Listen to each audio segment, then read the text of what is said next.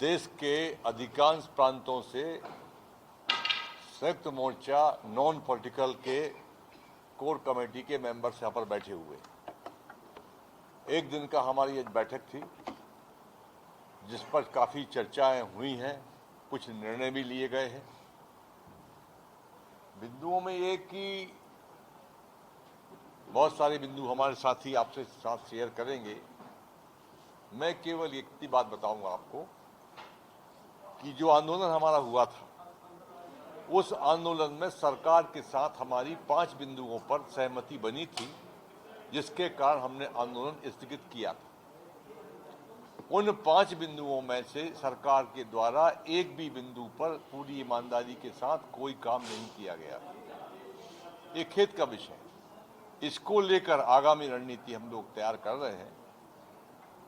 बाकी जो देश में चल रहा है, जो मोटे तौर पर मैं कहूं कि जो 3 कानून थे हमारे काले कानून, ये 3 कानूनों का केवल ये मूल एक लाइन में बताया जाए कि इनके माध्यम से 16 लाख करोड़ हजार करोड़ के जो व्यापार एग्रीकल्चर का है, कृषि का है, इसको कॉर्पोरेट के हवाले करने की मंशा थी। वो उनकी मंशा फेल हो गई। अब अलग तरीके से नए नए कानून लाकर और उसको लागू करने की सरकार की मंशा है, जिसमें 4-5 बड़े बड़े व्यापारी हैं, चाहे वो खुदरा व्यापार में मॉल हो, अडानी जी का मामला है, आपका ये अमेजॉन है, इनके को हवाले करने के लिए स्थिति बनी हुई है। इन तमाम चीज़ों पर आज अध्ययन के स्टडी किया और उसके लिए एक रणनीति के तहत हम लोग आगे काम करेंगे। अब हमारे सीनियर लीडर डल्लेवाल जी पंजाब से हैं, वो आपके सामने विषय रखेंगे। पत्रकार दोस्तों, जिस तरह शिव कुमार जी कक्का जी ने आप जी के सन्मुख बातचीत रखी है, उसी बात को थोड़ा और उसमें ऐड करते हुए, कुछ आगे बढ़ाते हुए हम ये बात कहना चाह रहे हैं कि आज की जो यहाँ कन्वेंशन थी, इस कन्वेंशन का मेन एजेंडा था कि जैसे कक्का जी ने बात कही है कि 3 कानून लेकर आई थी सरकार हमारे खिलाफ, उसको हमने रोक लिया और अलग अलग तरीके से उनको फिर से सरकार प्रयास कर रही है लाने के लिए। लेकिन उसका मूल क्या है, उसकी जड़ क्या थी? उसकी मेन जड़ थी WTO की जो पॉलिसीज़ हैं, वो हमारी हर कोई भी सरकार बने वो उसको लागू करने के लिए किसानों से ज़मीन छीनकर कारपोरेट लोगों के पास उनको देने के लिए और लोगों को मजदूरों में चेंज करके और उन कारपोरेट लोगों को सस्ता मजदूर प्रोवाइड करने का काम कर रही है और उसको अलग अलग तरीके से वो इम्प्लीमेंट करने का प्रयास कर रही है। मेन जड़ है उसकी WTO के खिलाफ आज यहाँ एजेंडा पास हुआ है कि भारत सरकार WTO से बाहर आए। सबसे बड़ी बात ये है और बहुत सारी बातें, जैसे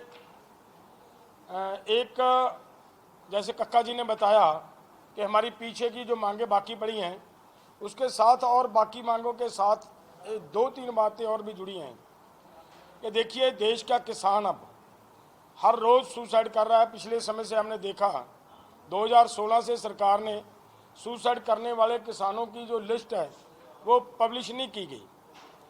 हमारा वो कोई पर्पज़ नहीं है। हमारा ये कहना कि सरकार ये कहने का प्रयास कर रही है कि हमारे समय में किसानों की आय बढ़ गई है, किसानों ने सुसाइड ही नहीं किया, लेकिन किसानों की सुसाइड की जो दर है वो कहीं ज़्यादा बढ़ गई है। और उसको रोकने के लिए एक बार पूरे देश के फार्मर को, किसान को ऋण मुक्त करना अति ज़रूरी है और आगे वो सरवाइव कर पाए, जिंदा रह पाए, उसका परिवार आगे कैसे चले, उसके लिए कम से कम डॉक्टर स्वामीनाथन का फार्मूला वैसे देना तो प्राइस इंडेक्स के मुताबिक किसान को फसल का भाव देना बनता है, लेकिन वो नहीं सरकार दे पा रही।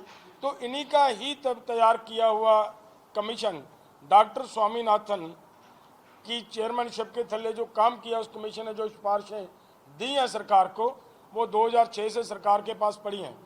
और हमारी सरकार, मोदी जी ने वायदा भी किया हमारे साथ कि हम इस रिपोर्ट को लागू करेंगे और हमारी मांग है कि C2+50 के हिसाब से किसानों को आगे सर्वाइव करवाने के लिए फसल का भाव देना अति जरूरी है। और वो दे सरकार। इस पर काम करने के लिए हमारा ये प्रयास है कि हम आगे देखिए, एक पूरे देश का किसान, कहने को तो ये है कि ज़मीन किसानों की है, किसानों के पास है, लेकिन वास्तव में किसान ज़मीन का मालिक नहीं है। किसान को अपनी ज़मीन का, अपनी धरती का हक मालकियत दिलवाना हमारी आगे की मांग में वो भी जुड़ा गया है, उस पर भी हम काम करेंगे। बाकी बात हमारे जैन जी रखेंगे। साथियों, इस प्रेस कॉन्फ्रेंस में आप सभी का स्वागत है। देश का व्यापार, खुदरा व्यापार, उद्योग एकाधिकार की तरफ बढ़ाया जा रहा है। कुछ निगम, कॉरपोरेट सेक्टर इसके ऊपर कब्जे में बढ़ता है, बढ़ रहा है, जिसकी वजह से 7 करोड़ जो खुदरा व्यापार में व्यापारी संलग्न हैं, उनको ऊपर रोजगार का संकट पैदा हो गया है और वो सड़क पर आने के लिए मजबूर हो गए हैं। साथियों, जिस प्रकार से भारत में जो इस व्यवस्था चल रही है, उसके ऊपर में हम सब लोग इस किसान मोर्चा, किसान मजदूर मोर्चा के साथ हैं। भारत के 7 करोड़ व्यापारी जाग चुके हैं और वो इस लड़ाई के अंदर कंधे से कंधा मिलाकर इस मुहिम को आगे बढ़ाएंगे। यही मेरा आप लोगों से निवेदन है। साथियों, एफडीआई की शुरुआत आज से 20 साल पहले शुरुआत हुई और वो आज पहुंचते पहुंचते जो स्थिति ये पहुंच गई है, ऑनलाइन ट्रेडिंग खुदरा व्यापार को खा गया है और इसके कारण से लोग बेरोजगार हो रहे हैं और देश के अंदर क्राइम बढ़ रहा है, असंतोष बढ़ रहा है। इस लड़ाई के अंदर हम सब स्टेक होल्डर्स एक साथ आकर इसका संघर्ष करेंगे और भारत सरकार को इस बात के लिए मजबूर करेंगे कि वो जो बात कहे उस पर ऊपर कमर करे और देश के खुदरा व्यापारियों को और उद्योग को और किसानों को, मजदूरों को उनका हक दिलाए। इस बात की लड़ाई हम लोग सब मिलकर कर रहे हैं। इसके बाद 7 ਮਾਰਚ ਦੀ ਕਨਵੈਨਸ਼ਨ ਕਰਾਈ ਗਈ ਆ।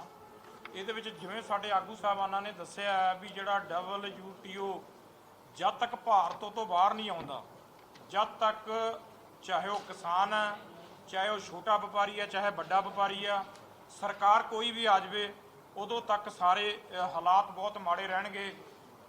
ਦੂਜੀ ਗੱਲ, ਜਿਹੜਾ MSP ਦੀ ਗੱਲ ਸਾਡੇ ਆਗੂ ਸਾਹਿਬਾਨਾਂ ਨੇ ਕਹੀ ਆ, 2006 ਤੋਂ ਪਹਿਲਾਂ ਕਾਂਗਰਸ ਸਰਕਾਰ ਦੱਬੀ ਬੈਠੀ ਰਹੀ ਔਰ ਜਿਹੜੀ ਭਾਜਪਾ ਸਰਕਾਰ ਆ, ਮੋਦੀ ਸਰਕਾਰ ਆ, ਉਹਨੇ ਇਹ ਵਾਅਦਾ ਕੀਤਾ ਸੀਗਾ ਵੀ ਜਦੋਂ ਸਾਡੀ ਸਰਕਾਰ ਆਊਗੀ ਤਾਂ ਸਵਾਮੀਨਾਥਨ ਰਿਪੋਰਟ C2+50 ਇਨ ਲਾਗੂ ਕਰੀ ਜਾਊਗੀ। ਪਰ ਅੱਜ ਹਾਲਾਤ ਕੀ ਨੇ?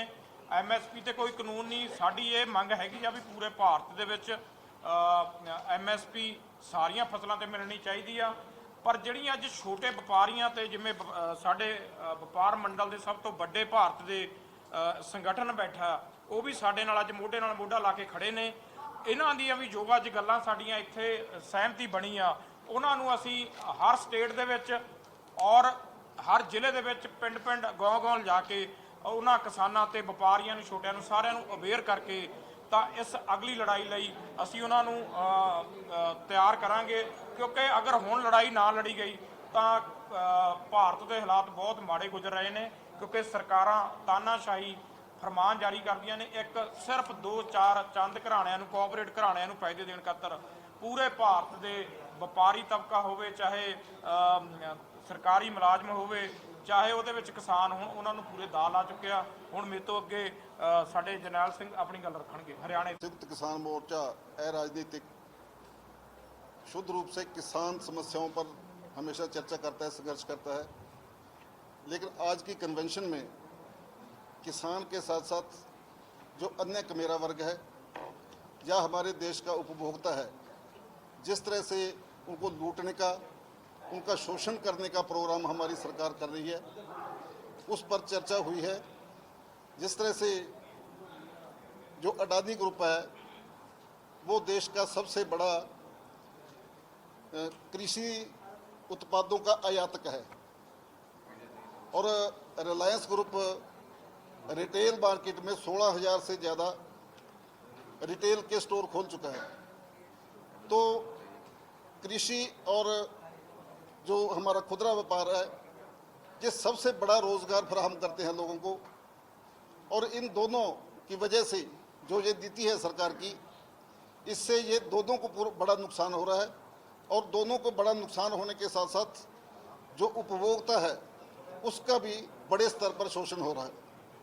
तो आज हमने इस पर विस्तार पूर्वक चर्चा की है और हमारी अन्य मांगों जैसे कि डलेवाल साहब ने पहले बता दिया है, एमएसपी को लेकर, कर्जा मुक्ति को लेकर, उन मांगों के साथ साथ हम सरकार की इस नीति के खिलाफ भी अपना मोर्चा खोलेंगे और बड़े स्तर पर हम साउथ में अगली मीटिंग करके एक बड़ा ऐलान करेंगे और अगले समय में इन नीतियों पर सरकार को पीछे हटने के लिए मजबूर करेंगे। बहुत देखिए, आप अच्छी तरह समझते हो इस बात को। आपने पहले ही बात वही कही है कि जब किसी भी मोर्चे की तैयारी होती है, लड़ाई होती है, तो उसको फिर से एक बार स्ट्रॉन्ग करने के लिए ये स्वाभाविक बात है कि ये बैठक उसी का पार्ट है। लोगों को पता चलना चाहिए, सबसे पहले तो लोगों को इस बात का पता चलना चाहिए कि हमारी लड़ाई है क्या, WTO क्या प्रॉब्लम है, किस वजह से हम WTO को टारगेट कर रहे हैं। इस बात का लोगों को पता होना बहुत ज़रूरी है। इसी की कड़ी में ही आपको पता चला है, जैसे शांता कुमार जी ने बताया कि हम साउथ में आने वाले दिनों में एक बड़ी बैठक करेंगे। वहाँ से बैठक में से बहुत सारे प्रोग्राम आपके सामने आएंगे, वो देंगे हम। और पूरे देश में आंदोलन का माहौल कैसे क्रिएट करना है, कैसे लोगों को अवेयर करना है, वो अवेयर करते हुए आने वाले समय में एक बड़ा आंदोलन की हम तैयारी कर रहे हैं। नहीं, वो मेरा ख्याल है प्रेस ਨੂੰ बहुत चंगी तरह पता है इस गल का कि ਅਸੀਂ नॉन पोलिटिकल लाइन लैके चल रहे हैं। राजनीति तो दूर रहना साडा एक उद्देश है।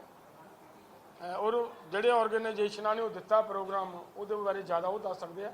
ਸਾਡੇ ਇਸ ਆਰਗੇਨਾਈਜੇਸ਼ਨਾਂ ਵੱਲੋਂ, ਇਹਨਾਂ ਵੱਲੋਂ, ਇਸ SKM ਨॉन ਪੋਲੀਟੀਕਲ ਵੱਲੋਂ ਉਹ ਪ੍ਰੋਗਰਾਮ ਨਹੀਂ।